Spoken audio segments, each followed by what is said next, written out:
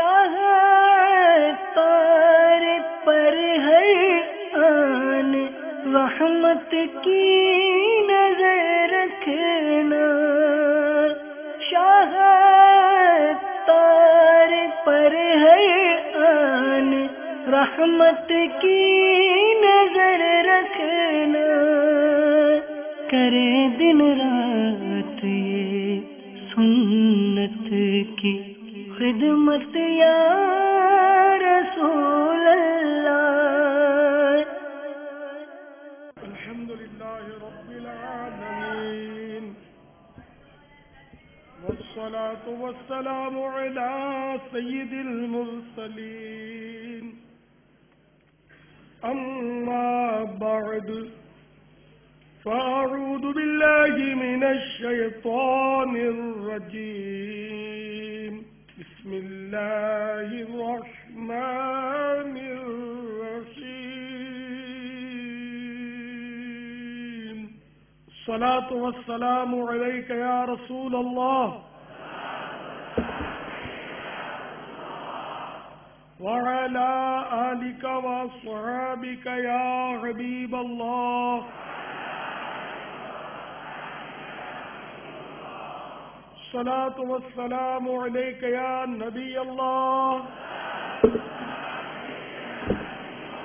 وعلى آلك وأصحابك يا نور الله، نويت سنة الاعتكاف۔ آج 1429 سنہ ہجری کی 27ویں شب ذوالحجۃ الحرام ہے۔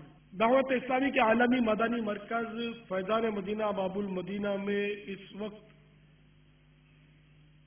ہفتہ وار سنت و بر اجتماع کا سلسلہ ہے۔ ہزارہا اسلامی بھائیاں جمع ہیں اور یہ بیان انٹرنیٹ اور مدنی چینل کے ذریعے مختلف ملکوں میں مختلف مقامات پر الحمدللہ اس وقت سنا جا رہا ہے۔ بے چین دلوں کے چین، رحمت دارین، تاجدار حرمین، سرور کونین، نانائے حسنین صلی اللہ تعالی علیہ وآلہ وسلم و رضی اللہ تعالی عنہما کا فرمانے رحمت نشان ہے۔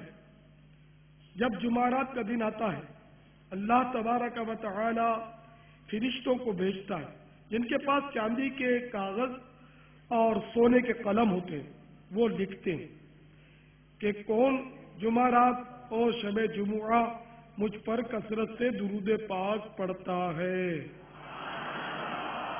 صلو علی الحبیب صلی اللہ تعالی علی محمد۔ میٹھے میٹھے اور پیارے پیارے اسلام بھائیوں، ان دنوں اہل بیت اطہار کی یادیں خوب تازہ ہوتی ہیں۔ واقعہ حائلہ کربلا کا خونی منظر بھی نگاہوں میں پھرتا ہے۔ انہی ایام کی مناسبت سے میں آپ کی خدمت میں امام حسین کی کرامات عرض کرنے کی کوشش کروں گا۔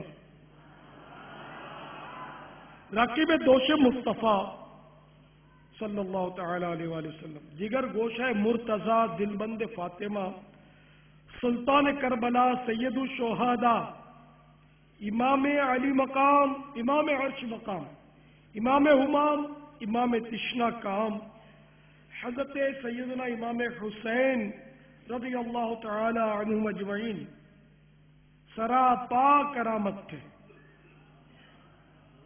حتیٰ کہ آپ کی ولادت باسعادت بھی با کرامت ہے۔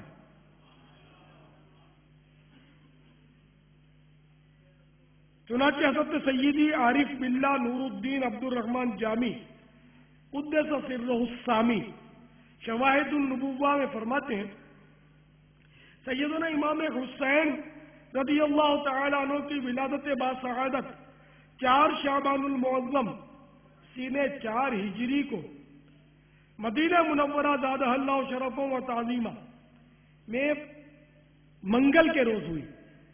منقول ہے کہ امام پاک رضی اللہ تعالیٰ عنہ کی مدت حمل 6 ماہ ہے۔ حضرت سیدنا یحییٰ علی نبینا وعلیہ الصلوۃ والسلام اور امام علی مقام امام حسین رضی اللہ تعالیٰ عنہ کے علاوہ کوئی ایسا بچہ زندہ نہ رہا جس کی مدت حمل 6 ماہ ہوئی ہو۔ واللہ تعالی اعلم ورسولہ اعلم عز وجل وصلی اللہ تعالی علیہ وآلہ وسلم۔ مرحبا سرورے عالم کے پسر آئے ہیں، مرحبا سرورے عالم کے پسر آئے ہیں، سیدہ فاطمہ کے لخت جگر آئے ہیں، سیدہ فاطمہ کے لخت جگر آئے ہیں، واہ قسمت کے چراغ حرم لائے ہیں، واہ قسمت کے چراغ حرم لائے ہیں، اے مسلمانوں مبارک کے حسین آئے ہیں، اے مسلمانوں اے مسلمانوں اے مسلمانوں مبارک کے حسین آئے ہیں۔ صلو علی الحبیب صلی اللہ تعالی علی محمد۔ حضرت سیدنا علامہ جامی قدسہ سرہ السامی مزید فرماتے ہیں کہ حضرت سیدنا امام علی مقام رضی اللہ تعالیٰ عنہ کی شان یہ تھی کہ جب اندھیرے میں تشریف فرما ہوتے تو آپ رضی اللہ تعالیٰ عنہ کی مبارک پیشانی اور دونوں مقدس رخسار سے انوار نکلتے اور قرب و جوار ضیابار یعنی اطراف میں روشنی ہی روشنی ہو جاتی۔ میرے آقا اعلی حضرت امام اہل سنت عظیم البرکت عظیم المرتبت پروان شمع رسالت مجدد دین و ملت مولانا شاہ احمد اللہ خان علیہ رحمت الرحمان بارگاہ رسالت میں کیا خوب عرض کر رہے ہیں۔ تیری نسل پاک میں ہے بچہ بچہ نور کا،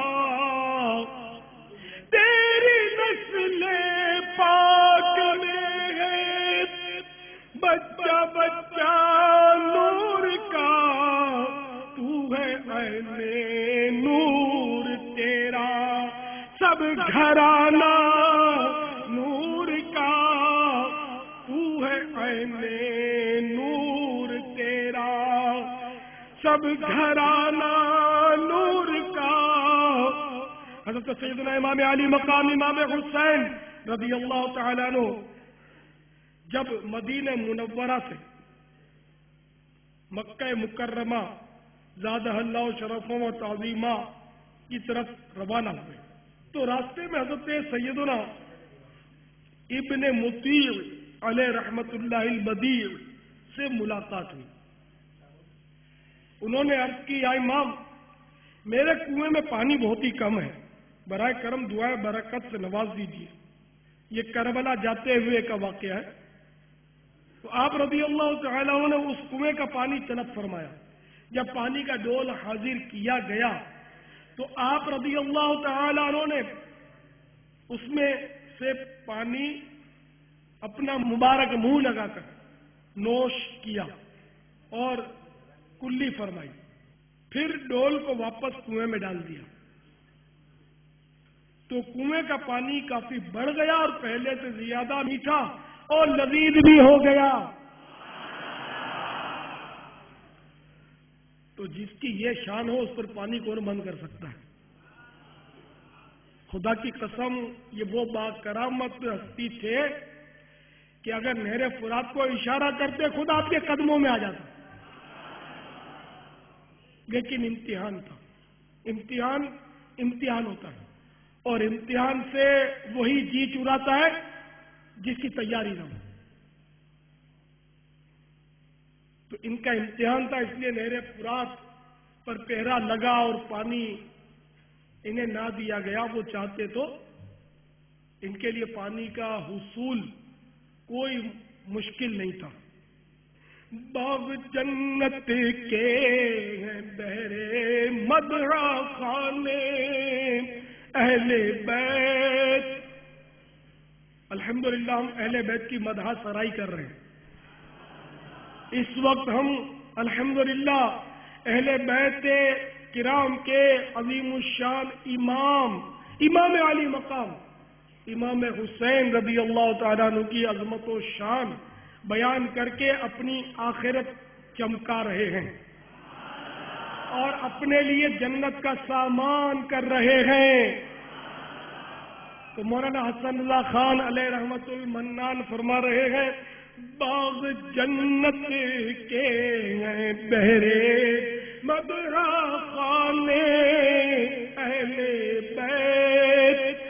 باغ جنت کے ہیں بہرے مدرا خانے اہل بیت. تم کو مزدہ نار کا او دشمنان اہل بیت. تو جو مدح خانے اہل بیت ہیں، جو غلامان اہل بیت ہیں، جو پناہ خانے اہل بیت ہیں، جو گدایان اہل بیت ہیں، ان کے لیے جنت کے باغات ہیں. اور جو دشمنان اہل بیت ہیں ان کے لیے جہنم شعلہ زن ہے. تم کو مزدہ نار کا او دشمنان اہل بیت. اللہ تبارک و تعالی ہمارا شمار مدح خان اہل بیت میں سے کرے. ہم غلامان اہل بیت میں ہی جئیں، غلامان اہل بیت ہی میں مرے اور غلامان صحابہ و اہل بیت ہی میں اٹھیں. صلو علی الحبیب صلی اللہ تعالی علی محمد.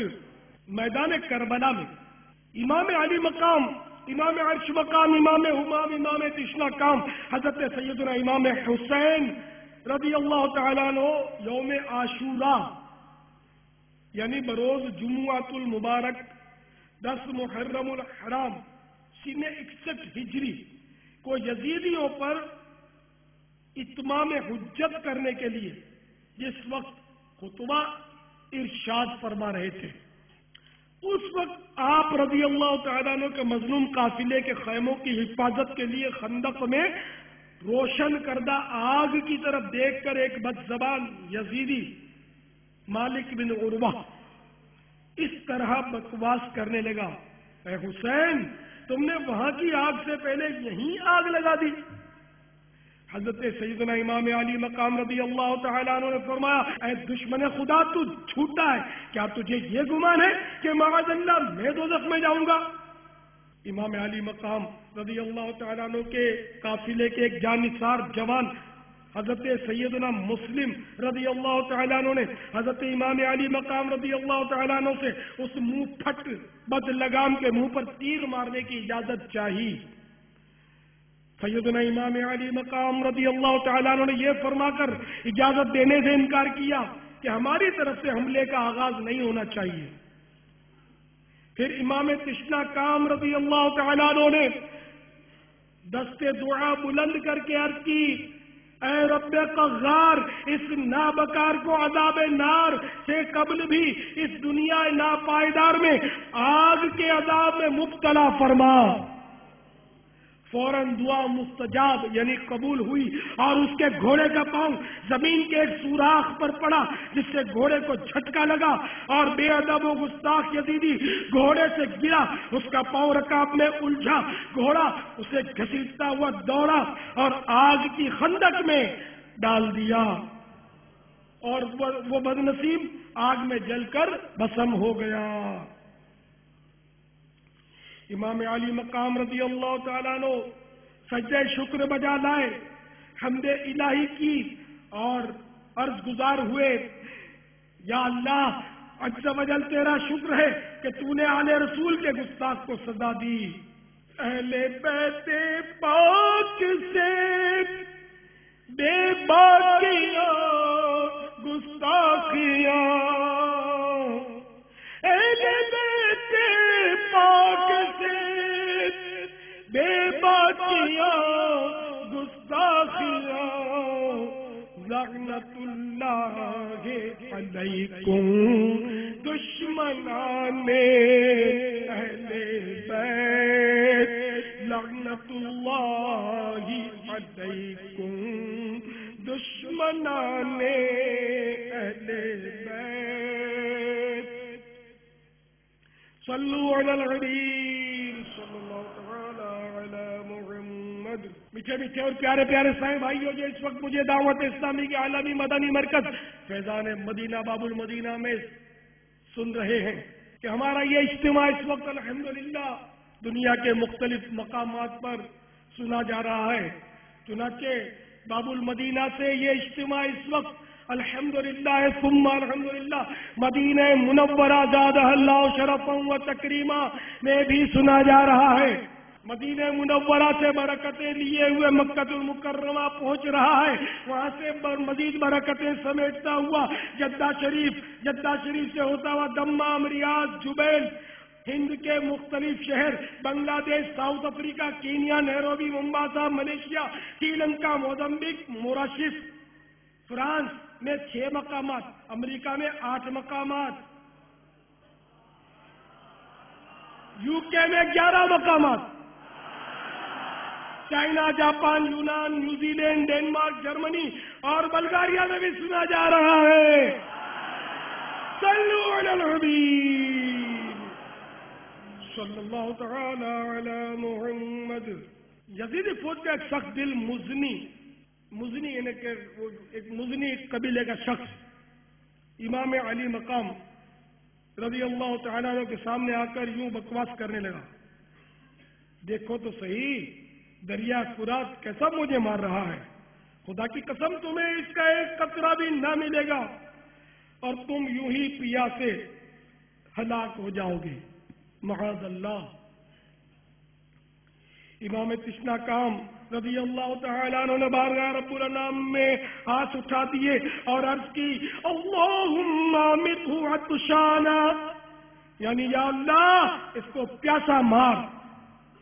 امام علی مقام کی دعا مانتے ہی اس بے حیا مزنی کا گھوڑا بدک کر دوڑا، مزنی پکڑنے کے لیے اس کے پیچھے بھاگا، پیاس کا غلبہ ہوا، اس شدت کی پیاس لگی کہ العطش العطش، ہائے پیاس ہائے پیاس پکارتا تھا، مگر پانی جب اس کے منہ سے لگاتے تھے تو ایک قطرہ بھی پی نہ پاتا تھا، یہاں تک کہ اسی شدت پیاس میں تڑپ تڑپ کر مر گیا۔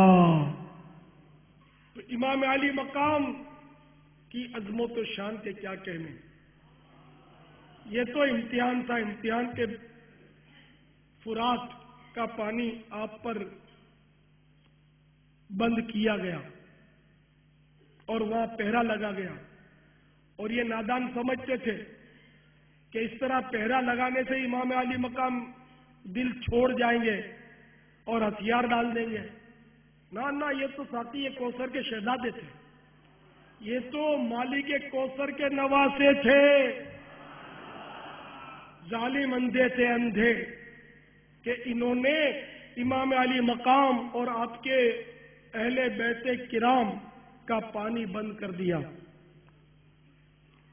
امام علی مقام کی شان ایک شاعر اس طرح بیان کرتا ہے، ہاں مجھ کو رکھو یاد میں حیدر کا پسر ہوں، ہاں مجھ کو رکھو یاد میں حیدر کا پسر ہوں، اور باغ نبوت کے شجر کا میں ثمر ہوں، اور باغ نبوت کے شجر کا میں ثمر ہوں، میں دیدائے ہمت کے لیے نور نظر ہوں، پیاسا ہوں مگر ساقی کوثر کا پسر ہوں، پیاسا ہوں مگر ساقی کوثر کا پسر ہوں۔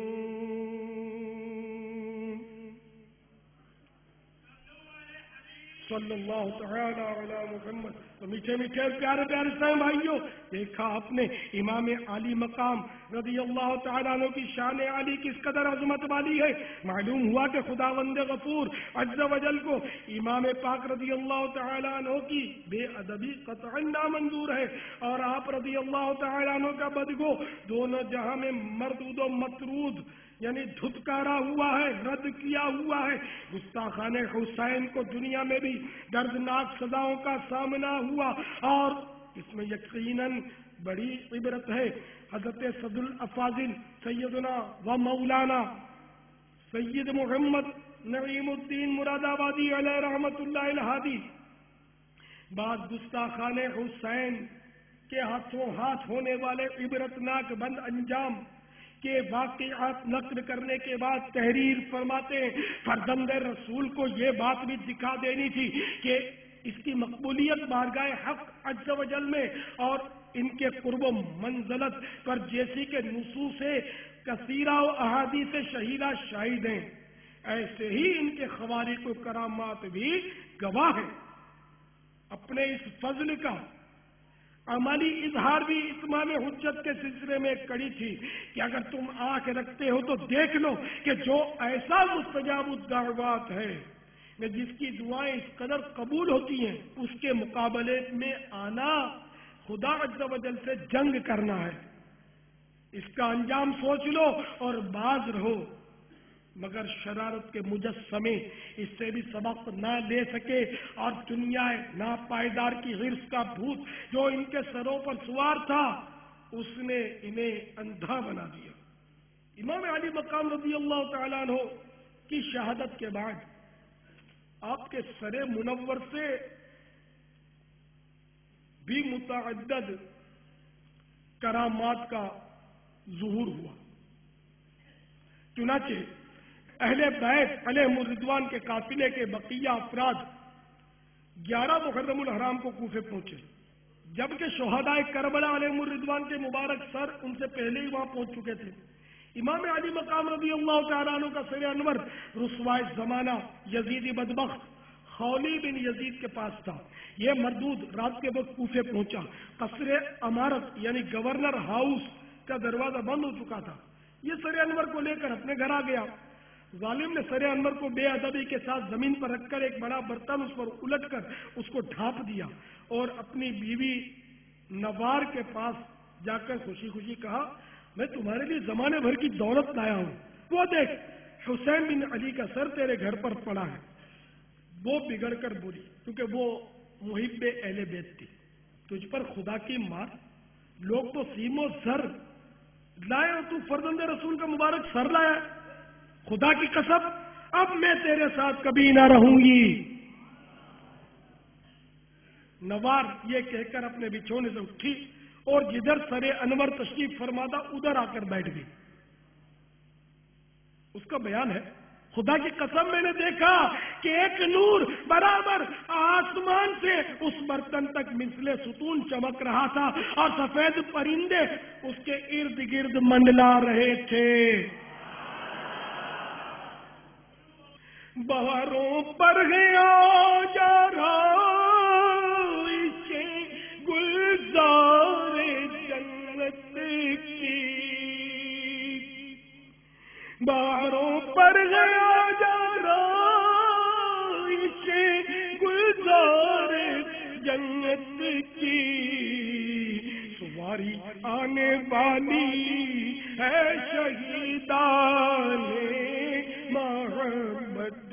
کی سواری آنے والی ہے شہیدان محبت کی.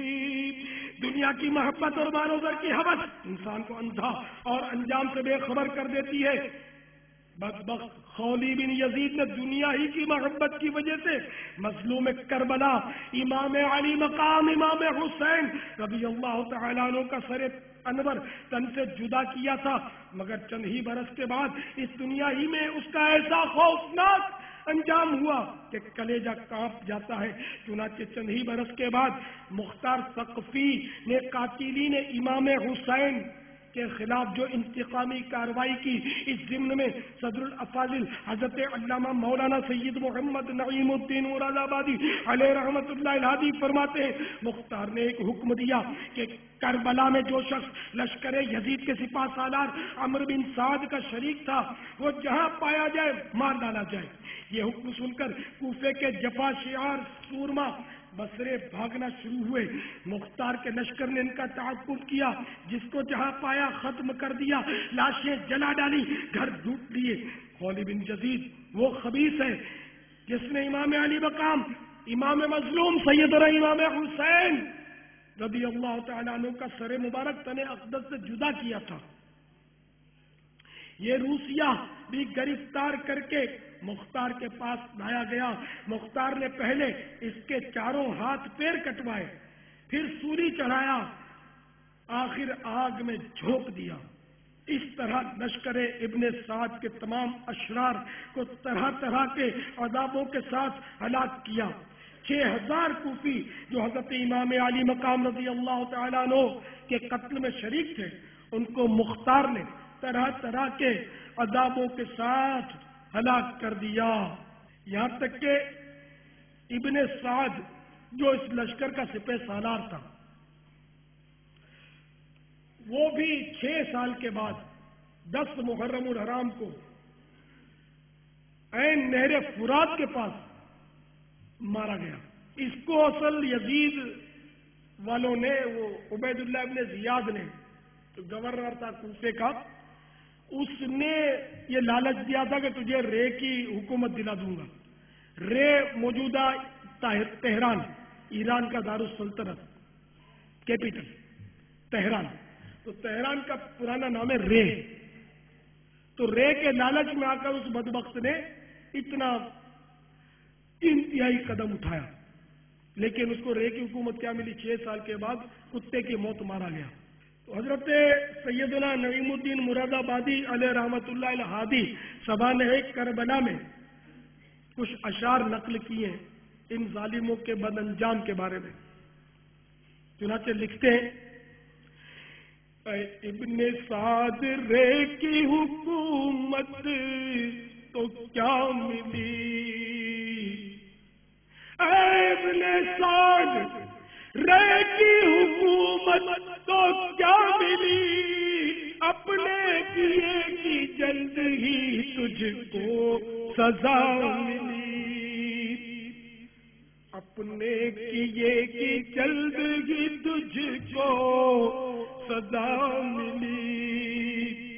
اے تشنہ گانے خون جبانا میں اہل بیت، اے تشنہ گانے خون جبانا میں اہل بیت، دیکھا کہ تم کو ظلم کی کیسی سزا ملی، کتوں کی طرح لاشیں تمہارے سڑا کیے،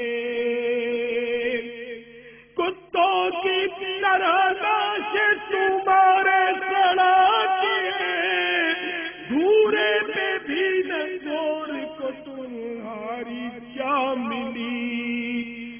گورا یعنی کچرا کنڈی، گور مانی قبر، گورے پہ بھی نہ گور کو تمہاری جا ملی، یعنی کچرا کنڈی پر بھی تم کو دفن ہونا نصیب نہ ہوا. رسوائے خلق ہو گئے برباد ہو گئے، رسوائے خلق ہو گئے، برباد ہو گئے، مردود تم کو ذلت ہے دو سرا ملی، تم نے اجاڑا حضرت زہرا کا بوستان،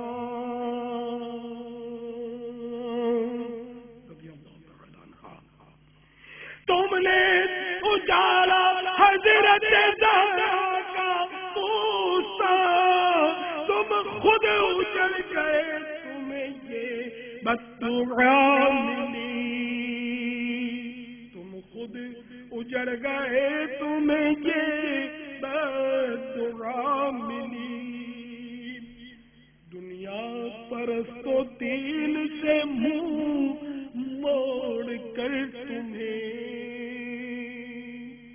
دنیا پرست و دین سے منہ موڑ کر تمہیں، دنیا بھی نہ عیش و طرب کی ہوا ملی، آخر دکھایا رنگ شہیدوں کے خون میں، آخر دکھایا رنگ شہیدوں کے خون میں، سر کٹ گئے امانت میں ایک ذرا ملی، پائی ہے کیا نغیم انہوں نے ابھی سزا،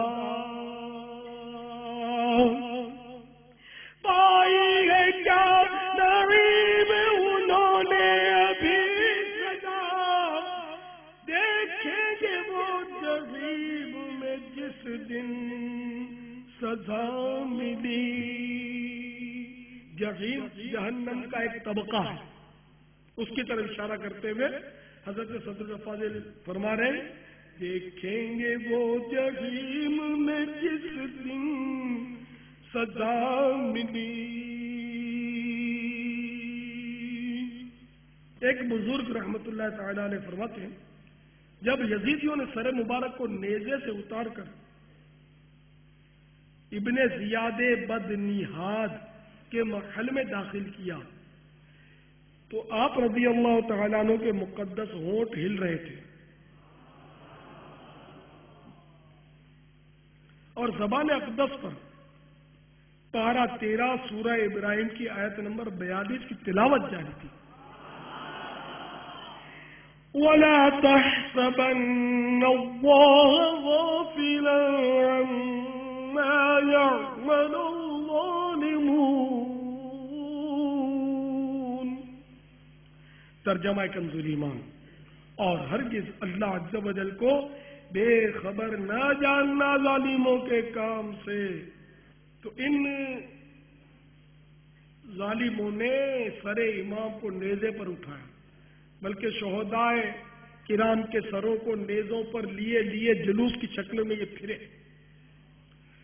تو اس طرح تو ان کی شان گھٹی نہیں بلکہ ان کی مظلومیت میں اضافہ ہوا، اور جو مظلوم ہوتا ہے اس کی شان بلند سے بلند تر ہوتی چلی جاتی ہے۔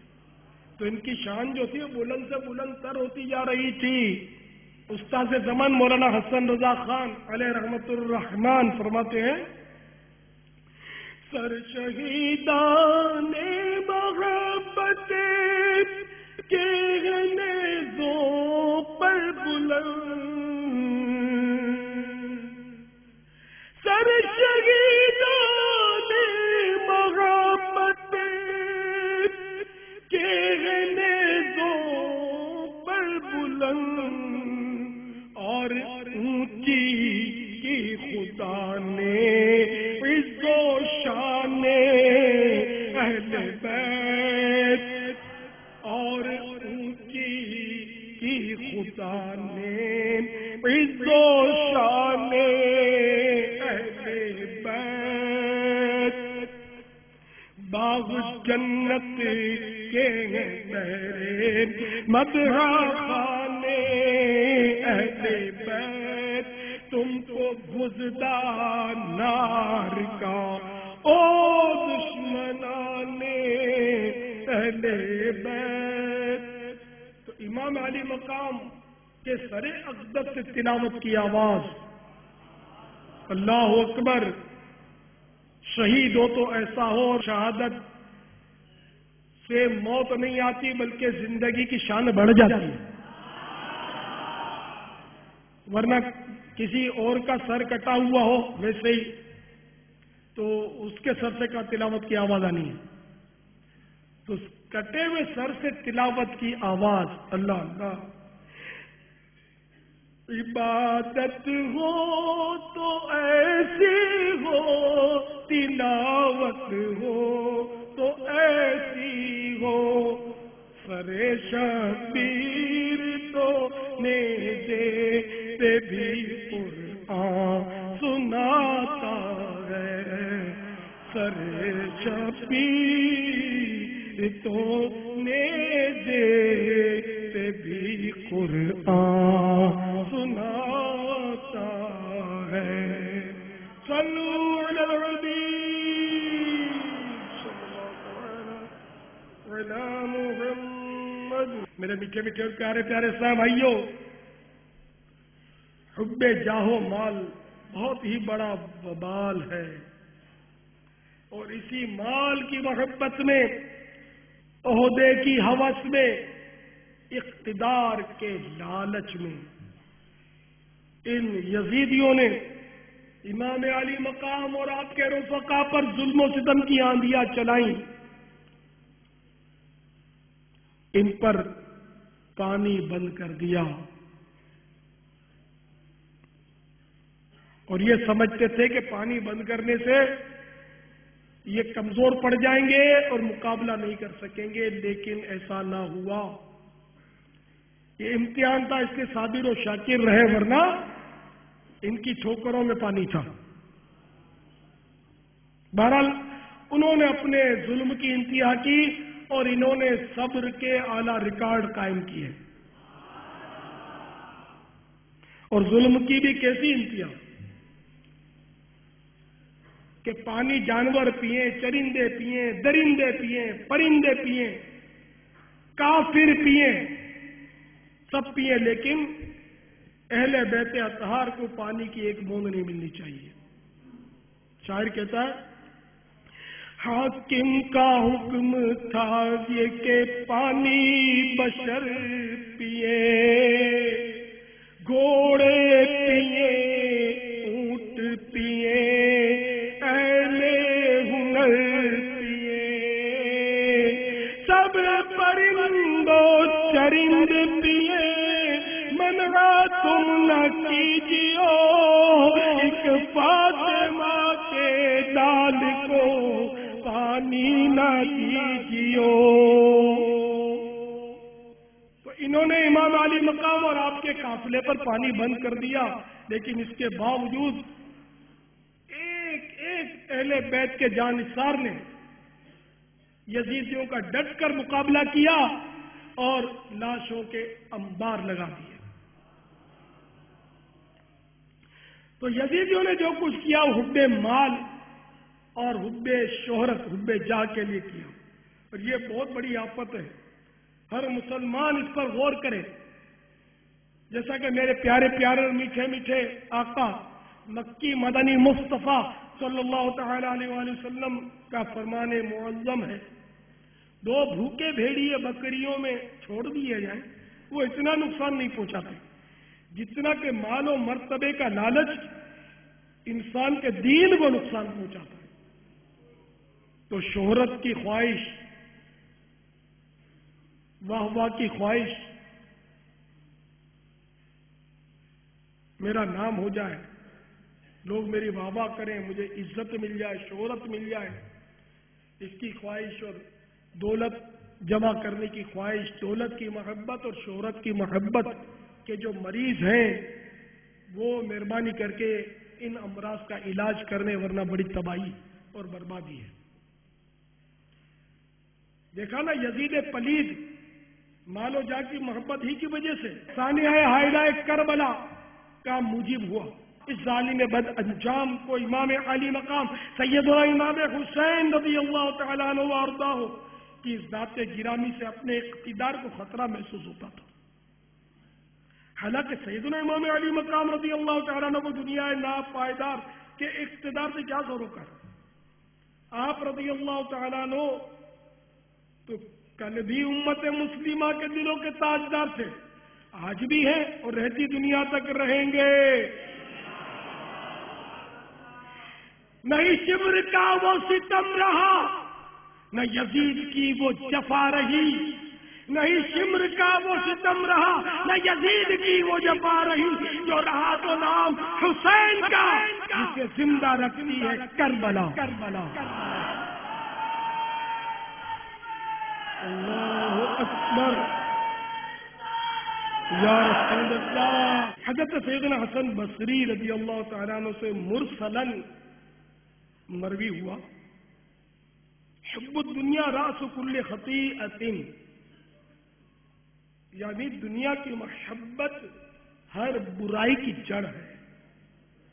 یزید پلید کا دل چونکہ دنیا ناپائیدار کی محبت سے سرشار تھا، اس لیے وہ شہرت و اقتدار کی ہوس میں گرفتار ہو گیا. اپنے انجام سے غافل ہو کر اس نے امام علی مقام اور آپ کے رفقاء علیہم الرضوان کے خون ناحق سے اپنے ہاتھوں کو رنگ لیا. جس اقتدار کی خاطر اس نے کربلا میں ظلم و ستم کی آندیاں چلائیں، وہ اقتدار اس کے لیے کچھ زیادہ ہی ناپائیدار ثابت ہوا. بد نصیب یزید صرف 3 برس 6 ماہ یعنی صرف 3.5 سال تخت حکومت پر شیطنت یعنی شرارت و خباثت کر کے ربیع النور شریف 64 سنہ ہجری کو ملک کے شام کے شہر حمص کے علاقے حوارین میں 39 سال کی عمر میں مر گئے. صرف 39 سال جوانی کی حالت میں 3.5 سال صرف اس کی کرسی اس کے پاس رہی. کیا ہٹایا؟ عبرت کی جا ہے، تماشا نہیں. یزید پلید کی موت کا ایک سبب یہ بھی بتایا جاتا ہے کہ ایک وہ رومی النسل لڑکی کے عشق میں گرفتار ہو گیا تھا، مگر وہ لڑکی اندرونی طور پر اس سے نفرت کرتی تھی. ایک دن رنگ رلیاں منانے کے بہانے اس نے یزید کو دور ویرانے میں تنہا بلایا.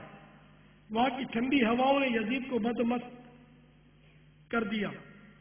اس دوشیزہ نے یہ کہتے ہوئے کہ جو بے غیرت و نابکار اپنے نبی کے نواسے کا غدار ہو وہ میرا کب وفادار ہو سکتا ہے. خنجر آبدار کے پائے در پائے وار کر کے چیر پھاڑ کر اس کو وہیں پھینک دیا. چند روز تک اس کی لاش کیل کبوں کی دعوت میں رہی. بالآخر ڈھونڈتے ہوئے اس کے اہالی موالی وہاں پہنچے اور گڑھا کھود کر اس کی سڑی ہوئی لاش کو وہیں داب آئے. وہ تخت ہے کس قبر میں وہ تاج کہاں ہے، وہ تخت ہے کس قبر میں وہ تاج کہاں ہے. اے خاک بتا زور یزید آج کہاں ہے، اے خاک بتا زور یزید آج کہاں ہے. یزید پلید کی وہ چنڈال چوکڑی جس نے میدان کربلا میں گلشن رسالت کے مدنی پھولوں کو خاک و خون میں تڑپایا تھا، ان کا بھی عبرتناک انجام ہوا. یزید پلید کے بعد سب سے بڑا مجرم کوفے کا گورنر عبید اللہ ابن زیاد تھا. اسی بدنہاد کے حکم پر امام علی مقام رضی اللہ تعالیٰ عنہ اور آپ کے اہل بیت کرام علیہم الرضوان کو ظلم و ستم کا نشانہ بنایا گیا تھا.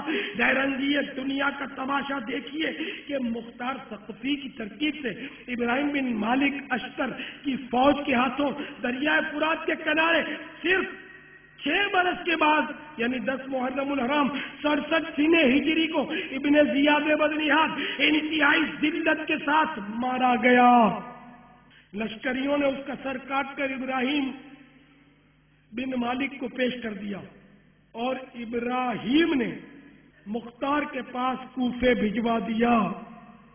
جب سرے محشر وہ پوچھیں گے بلا کے سامنے کیا جواب جرم دو گے تم خدا کے سامنے.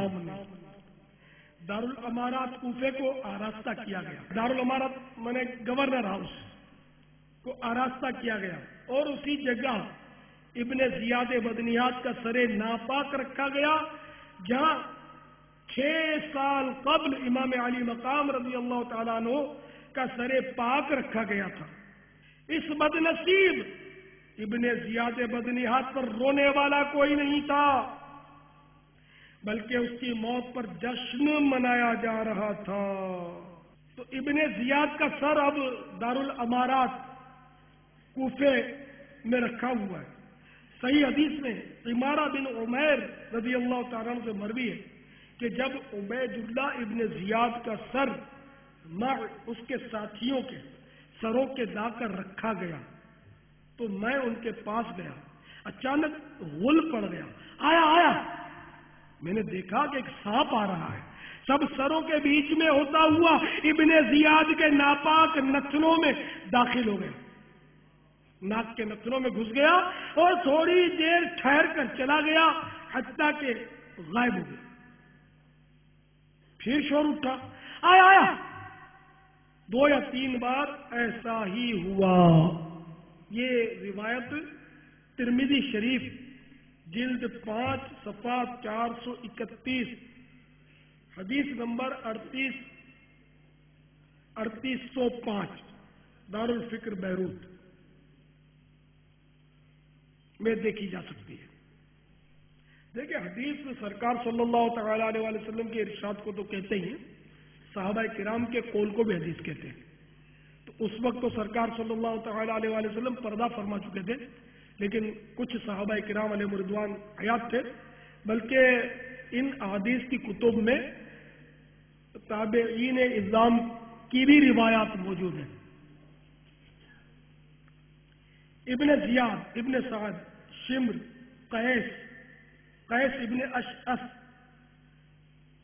خولی ابن یزید, سنان ابن انس نخعی, عبداللہ ابن قیس, یزید بن مالک اور باقی تمام اشقیاء بدبخت لوگ جو حضرت سیدنا امام علی مقام امام حسین رضی اللہ تعالیٰ عنہ کے قتل میں شریک تھے اور سعی یعنی کوشش کرنے والے تھے, طرح طرح کی عقوبتوں یعنی اذیتوں سے قتل کیے گئے اور ان کی لاشیں گھوڑوں کی ٹاپوں سے پامال کرائی گئیں.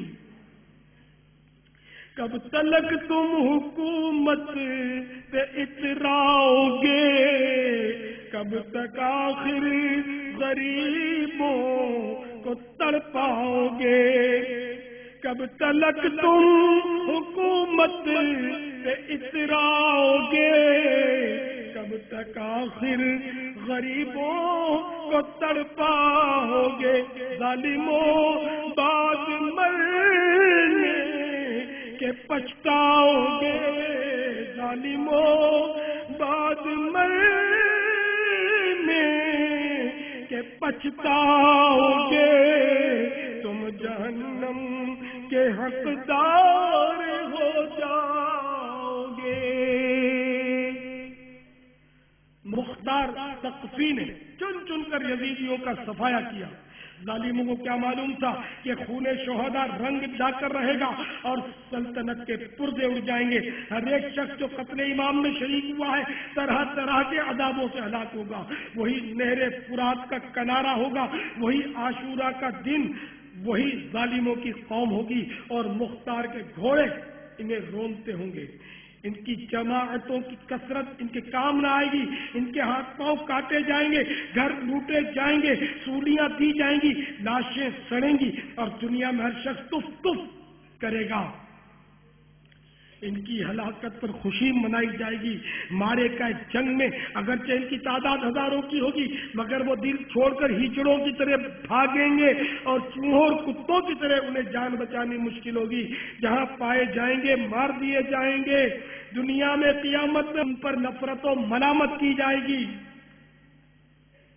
دیکھے ہیں یہ دن اپنے ہی ہاتھوں کی بدولت، اے یزیدیوں تم نے دیکھے ہیں یہ دن اپنے ہی ہاتھوں کی بدولت،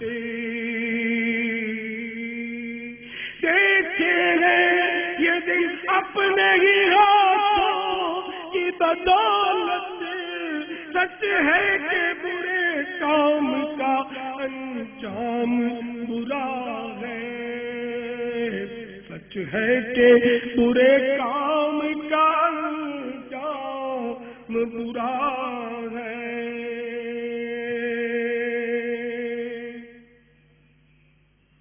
میٹھے میٹھے پیارے پیارے سے بھائی، اپنے بارے میں اللہ عز و جل کی خفیہ تدبیر کو کوئی نہیں جانتا کہ کیا ہے۔ دیکھیے مختار ثقفی جس نے قاتلین حسین کو چن چن کر مارا اور محبین حسین کے دل جیتے، مگر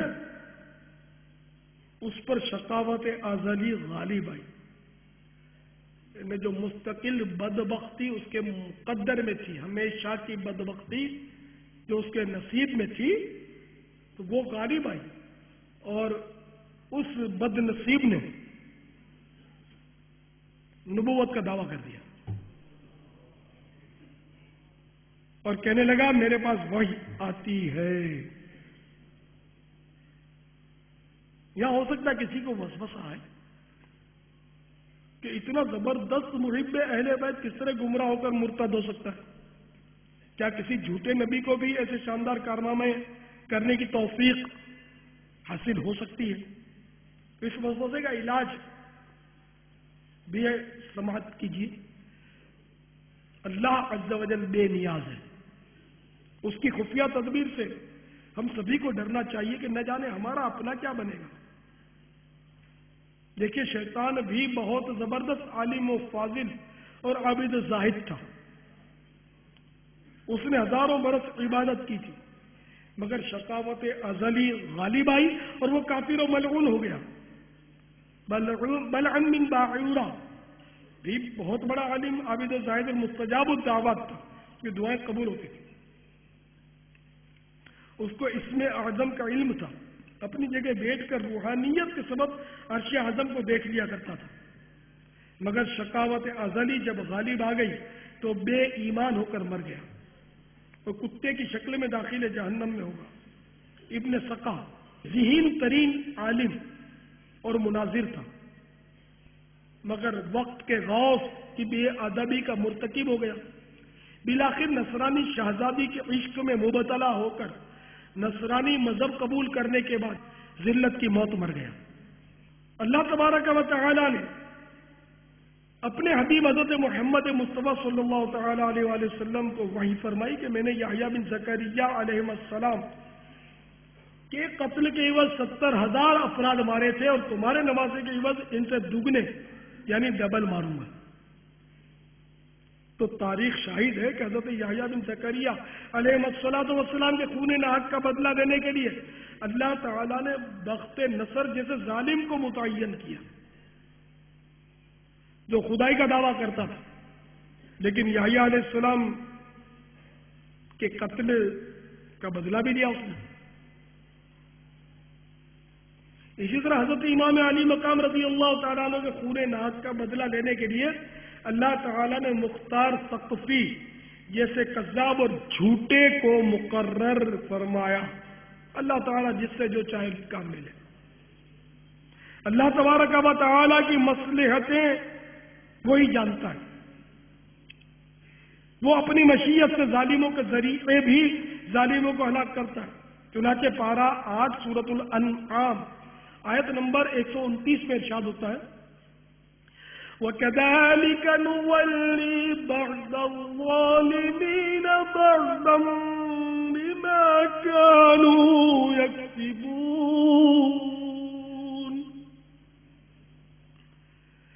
ترجمہ کنزُ ایمان، اور یوں ہی ہم ظالموں میں ایک کو دوسرے پر مسلط کرتے ہیں بدلہ ان کے کیے کا۔ میٹھے میٹھے پیارے پیارے اسلام بھائیوں، ہم میں جو مبلغ ہے وہ کہیں اس بات پر نہ پھول جایا کرے کہ میرا بیان سن کر فلاں نمازی بن گیا، میرا بیان سن کر فلاں نے داڑھی رکھ لی، یا میرے بیان سے متاثر ہو کر فلاں کافر مسلمان ہو گیا۔ اس پر نہ پھولے، خدا کو نہ بھولے، اس کی خفیہ تدبیر کو فراموش نہ کریں کہ اس کی خفیہ تدبیر کیا ہے، کچھ نہیں معلوم اپنے بارے میں۔ مجھے بھی اللہ تعالیٰ کی خفیہ تدبیر سے بہت ڈر لگتا ہے، حقیقت ڈر لگتا ہے۔ لوگ بڑے فضائل بیان کرتے ہیں کہ اتنے لاکھ تو اتنے لاکھ مرید ہیں، تو یہ ہے تو وہ ہے، تو یہ کر دیا، اس کو دیکھ کر کفار مسلمان ہو گئے، فلاں ہو گیا۔ یہ سب اپنی جگہ پر جو بھی ہو، لیکن اللہ تعالیٰ کی خفیہ تدبیر سے ڈر لگتا ہے کہ نہ جانے ایمان سلامت رہے گا یا نہیں رہے گا، رب راضی ہے یا نہیں، اس کا کچھ پتہ نہیں ہے۔ یہ حدیث پاک بہت ڈراتی ہے، بہت ڈراتی ہے، بہت ہی ڈراتی ہے، آپ بھی سنیے۔ حضور پرنور شافع یوم النشور صلی اللہ تعالی علیہ وآلہ وسلم فرماتے ہیں، بے شک اللہ عز و جل اس دین اسلام کی مدد فاجر یعنی بدکار آدمی کے ذریعے سے بھی کرا لیتا ہے۔ تو اس لیے ہمیں خوش فہمی میں نہیں رہنا چاہیے کہ ہم بہت پہنچے ہوئے، ہماری زبان میں بڑا اثر ہے کہ ہماری بات سن کر لوگ باعمل بن جاتے ہیں، ہمیں دیکھ کر لوگ عاشق رسول بن جاتے ہیں، ہمیں دیکھ کر لوگوں کی تقدیروں میں مدنی انقلاب برپا ہو جاتا ہے۔ یہ خوش فہمیاں نہیں ہونی چاہیے، اللہ سے ڈرتے رہنا چاہیے، نہ جانے کیا ہو جائے ہمارا۔ جیسے مختار سخوی کا بھی آپ نے سنا کہ اتنے زبردست کارنامے انجام دیے اس نے، اور محبین اہل بیت کے دلوں کو جیت لیا، لیکن خود بدبخت تھا، نبوت کا دعویٰ کر بیٹھا۔ کل ہمارے ساتھ کیا پیش آئے، ذہن بدل جائے، اللہ نہ کرے، کچھ نہیں کہہ سکتے۔ قلب، دل کو قلب کہتے ہیں اسی لیے کہ یہ منقلب ہوتا رہتا ہے، بدل جاتا ہے، بدلتا رہتا ہے۔ اللہ کرے کہ ہمارا دل مصطفیٰ کے قدموں میں ہی پڑا رہے، بدلنا کجا بدلنے کا سوچے بھی نہیں، کہ انہی کے قدموں میں، انہی کے دامن سے بندھے رہنے میں ہی عافیت عافیت اور عافیت ہے۔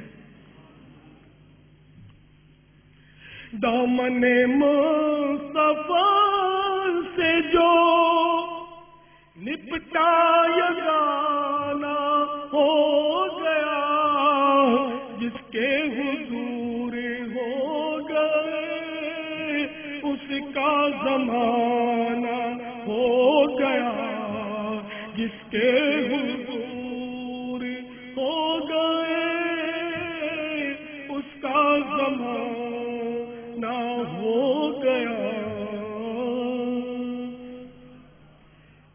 تمہارا نام ہر وقت اللہ وہ قدیر جل جلالہ کی خفیہ تدبیر سے ڈرتے رہنا چاہیے۔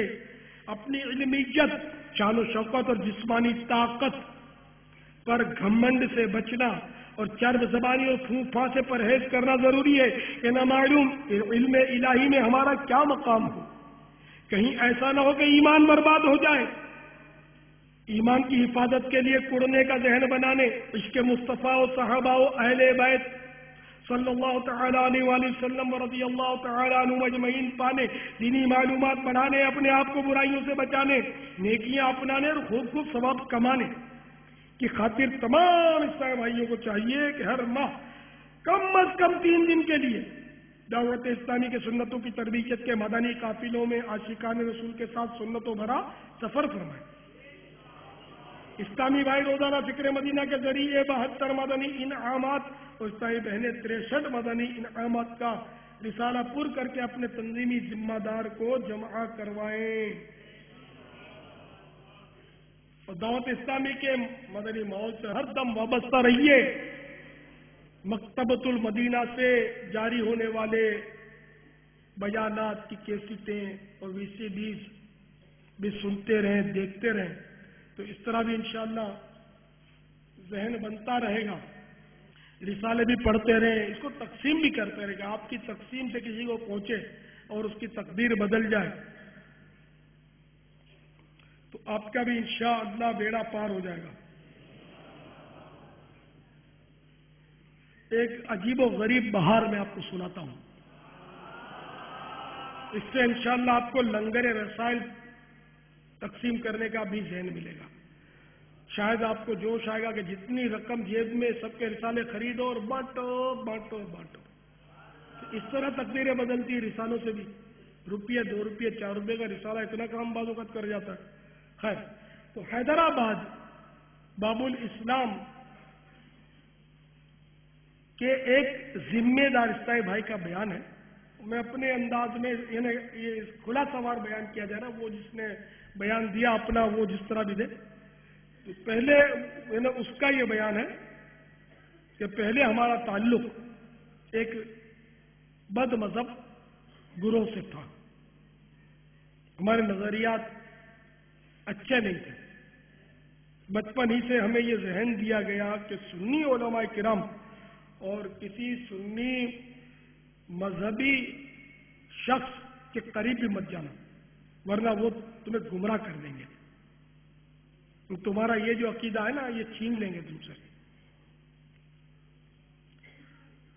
اسی کا نتیجہ تھا کہ جب ہم کسی عاشق رسول سنی کو مذہبی حلیے میں دیکھتے، مدنی حلیے میں دیکھتے، تو معاذ اللہ عز و جل ان پر آوازیں کستے اور ان کا مذاق اڑاتے.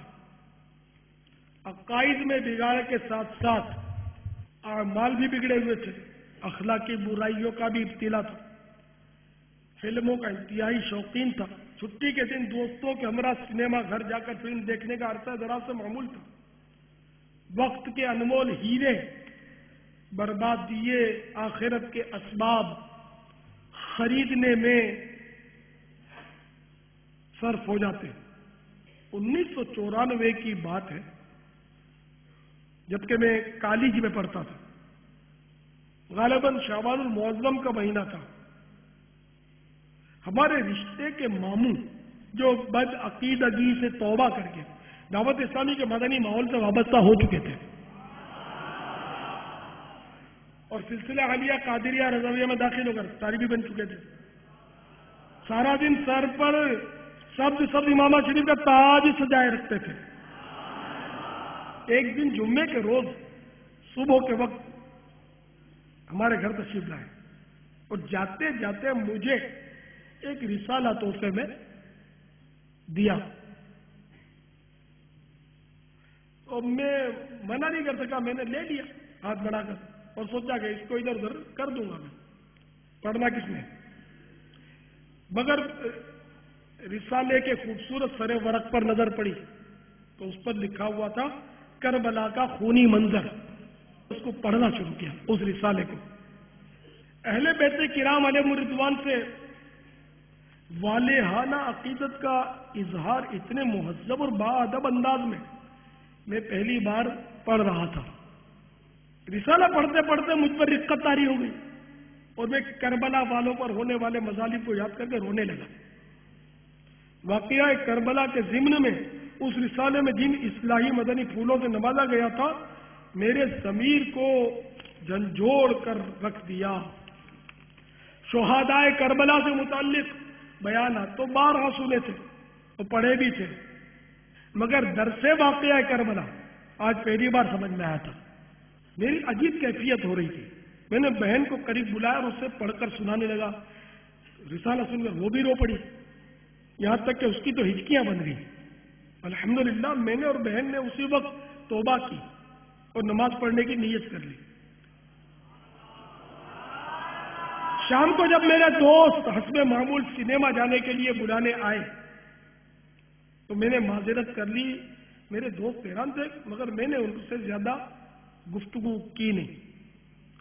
الحمدللہ چند دنوں کے بعد یہی رسالہ کربلا کا خونی منظر والد محترم اور والدہ محترمہ کو بھی سنایا تو وہ بھی بے حد متاثر ہوئے.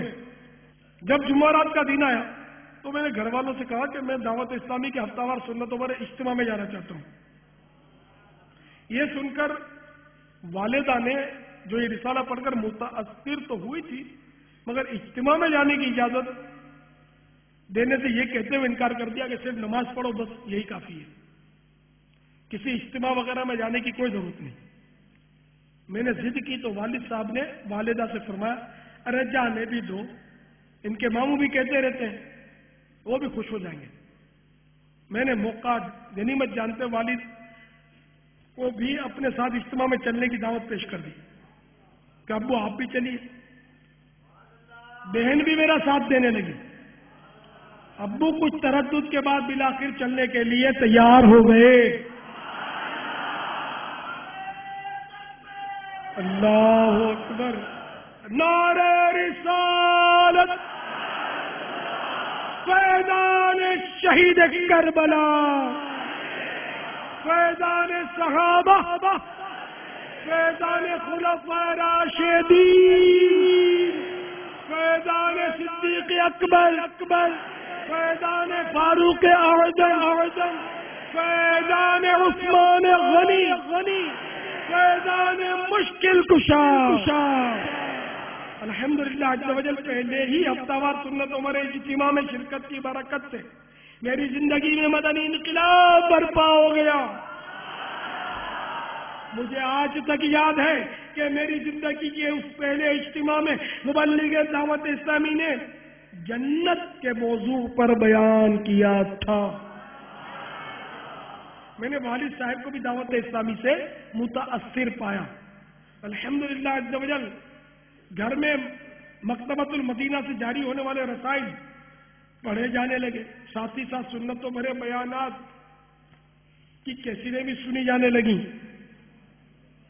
جس کی برکت سے نہ صرف ہمارا پورا گھر بلکہ خاندان کے چند دیگر گھرانے بھی بد مذہبیت سے توبہ کر کے دعوت اسلامی کے مدنی ماحول سے وابستہ ہو گئے۔ عزیز اس کا بیان ہے، ہمارے خاندان میں برقع پہننے کا قطعاً رواج نہ تھا، بلکہ بدقسمتی سے برقع پہننا تو بہت زیادہ معیوب سمجھا جاتا تھا۔ الحمدللہ عز و جل ہمیں دعوت اسلامی کی ایسی برکتیں نصیب ہوئی کہ میری بہنیں نہ صرف عام برقع بلکہ مدنی برقع پہننے لگی، اور دعوت اسلامی کے مدنی ماحول سے وابستہ ہو کر ذمہ دار اسلامی بہنوں کے ساتھ سنتوں بھرے اجتماع میں شرکت کرنے کے ساتھ ساتھ دیگر مدنی کاموں میں بھی شامل رہتی ہیں۔ الحمدللہ عز و جل میں بھی دعوت اسلامی کے مدنی ماحول میں رچ بس چکا ہوں۔ صلو علی الحبیب صلی اللہ تعالی علی محمد۔ شاہ تار پر ہے آن رحمت کی نظر رکھنا، شاہ تار پر ہے آن رحمت کی نظر رکھنا، کرے دن رات یہ سنت کی خدمت یا